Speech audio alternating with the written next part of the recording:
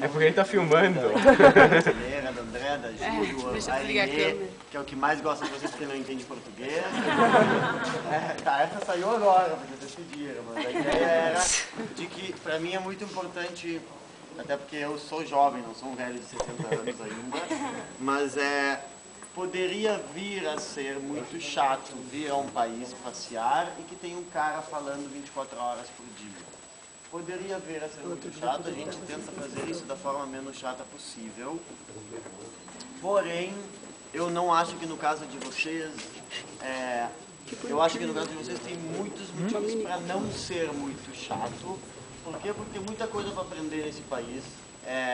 O mesmo discurso que eu estou fazendo para vocês eu poderia fazer para um cristão, para um muçulmano, para um ateu, para qualquer tipo de pessoa, porque o berço da história do planeta que vocês vivem se escreveu aqui. São coisas que eu estou falando agora para quem está cagando e andando com o judaísmo ou para quem está muito ligado. No fim das coisas, muitas coisas do que a gente aprende aqui narram coisas que aconteceram no mundo e que continuam até hoje. Países ainda são do Império Romano. A Itália é um país que ainda tem construções desde aquela época e tem ainda regimes desde aquela época. A educação que a gente aprende vem dessa época também. A história que a gente acha que sabe foi narrada por eles também. Então tem muita coisa relacionada a vocês. Por isso que eu agradeço já de antemão, porque a interação de vocês é muito importante. Porque às vezes uma pergunta de um desperta no outro finalmente algo. Vir ao Taglit, beber, pegar meninas e meninos, tirar boas fotos, já está valendo. Já é legal, já é férias, sim, já está valendo, para mim eu acho que super está valendo. Agora, voltar para casa, assim não ganhou muita coisa. Voltar para casa com alguma descoberta interessante, algum aumento na cabeça de vocês como seres humanos inteligentes, ou mais, na identidade judia de vocês como seres judeus, está muito mais do que valendo. Esse é o meu objetivo, essa é a minha função aqui. E dos madrechim também, tentar de alguma forma despertar em vocês. Eu guiei nos meus primeiros anos de guia colegas meus de infância, e muitos dos meus colegas não eram relacionados ao judaísmo, estavam cagando andando para a religião, estudavam no colégio judaico, porque sim, porque os pais botaram eles ali. E eu estava no Kotel, numa segunda visita ao Kotel, e de repente um dos meus colegas de infância, eu nem vejo, eu estou parado conversando, alguém pula em cima de mim, me abraça tremendo, e começa a chorar, e me diz, o que é isso, o que é isso? Achando que eu sei o que ele estava acontecendo. Tremendo, chorava, por que eu estou chorando, o que é isso, o que é isso, o que é isso? Eu falei, isso é alma, isso é tua alma, passando camadas e camadas de carne, ossos, pele, e saindo para fora na casa da alma do povo judeu, que é a terra de Israel. Então, se vocês em algum momento do dia sintam dos dias que isso está por vir, se afastem de mim. 2, deixe influir, sim, porque nós vivemos num mundo de alma e corpo, e é uma coisa assim, e aqui é um lugar onde qualquer judeu do mundo poderia pegar o corpo, jogar e não sair com o corpo no dia 2 do Taglit, ou deixar a alma caminhar sozinha. E a gente tenta enriquecer a alma de judia de vocês para que o corpo de vocês flua mais bonito também no dia a dia, que isso se chama conhecimento. Tá? Então, as perguntas que vocês têm são de extrema importância, porque vai ajudar a vocês, algum a outro, a fim entender, aprender, ganhar alguma coisa a mais do Taglit, por isso que e por isso que eu comecei agradecendo. Okay? As perguntas de vocês continuem, a gente faz agora fio conexão, a pergunta tua, uma das 50 perguntas que tu perguntou. Vou perguntar uma, não tantas. Okay? Ali atrás, ele perguntou assim, 2 perguntas. Herodes, o fulaninho de tal aí, que está construindo templos aí adoidadamente. Herodes era judeu? Sim, Herodes era judeu. Herodes era judeu na época que a terra de Israel pertencia ao Império Romano, assim como todo o planeta quase naquela época. Em diferentes países do mundo, Roma escravizava os nativos. Em diferentes países, Roma destruía tudo.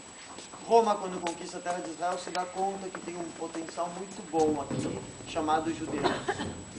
Okay? A província de Israel era uma das províncias que mais dinheiro dava para o Império Romano. Por isso Roma tem a melhor ideia do mundo, que é não vou nem escravizar os judeus, nem massacrar os judeus. Mais do que isso, vou dar para eles um rei judeu, ok? Contanto que eles deem dinheiro. E realmente funciona. Herodes é um rei judeu para o Império Romano, para o povo de Israel, constrói templos magníficos. Imagina, hoje em dia que tem corrupção, naquela época também tinha. Quanto não ganhou Herodes para construir esse edifício? Nas coisas políticas mesmo, em quem vai construir, qual é a empresa que vai pegar o leilão da construção. Imagina quanto ele não ganhou e quanto Roma não ganhou disso.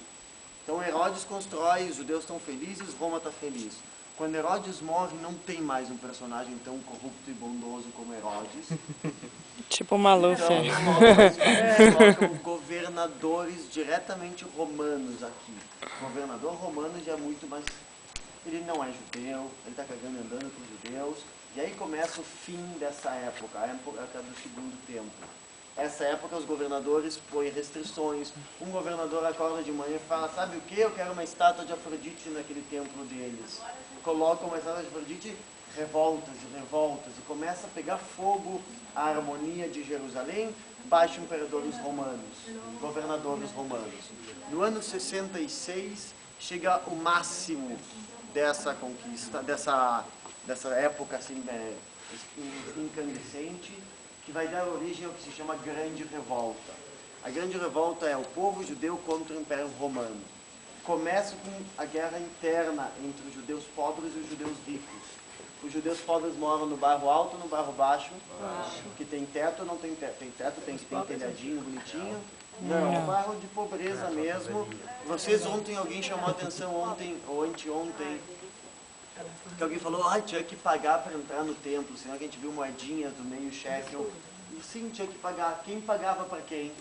O pobretão que finalmente chegou a Jerusalém, dava dinheiro para o sacerdote mora na casa do bairro alto, isso é corrupção. Então a guerra, a grande revolta começa com o que a gente chama Sinat Achim, ódio entre irmãos. Okay? O ódio entre os irmãos, a diferença, a desigualdade interna do povo judeu, vai dar origem em 66, 67, 68, 69, BUM!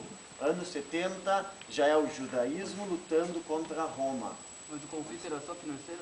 Começa financeiro, ok? E depois o governador, que tem seus súditos sacerdotes, fala, eu quero fazer X coisa, que o povo judeu não quer, mas o sacerdote está muito próximo ao bolso, faz. E aí o judeu fica indignado que o seu próprio sacerdote judeu está fazendo uma coisa contra.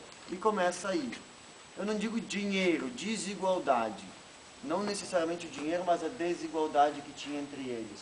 No ano 68, 69, essa desigualdade, esse conflito vira uma guerra. Se chama Grande Revolta, que é judeus contra o governo romano. Mas quem pode contra Roma? Roma vem e esmaga a revolta judia. O máximo da esmagação da revolta judia é o ano 70, com a destruição do templo. Porque agora responde por que o templo é destruído. Começaram os judeus incomodando o império, Roma diz, não quero bagunça abaixo dos meus impérios, manda soldados e legiões, a 7ª legião, a 10ª legião, esmagam o povo judeu. Que merda é isso que ele está falando tem a ver comigo? Vocês relembram, se não tivesse acontecido isso no ano 70, nós provavelmente não seríamos brasileiros. Ser judeu não era ser brasileiro no ano 70, ser judeu era Israel.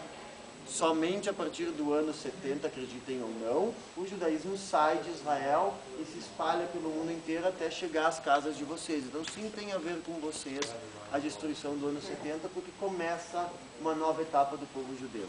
Tá bom? Eles mataram os da revolta.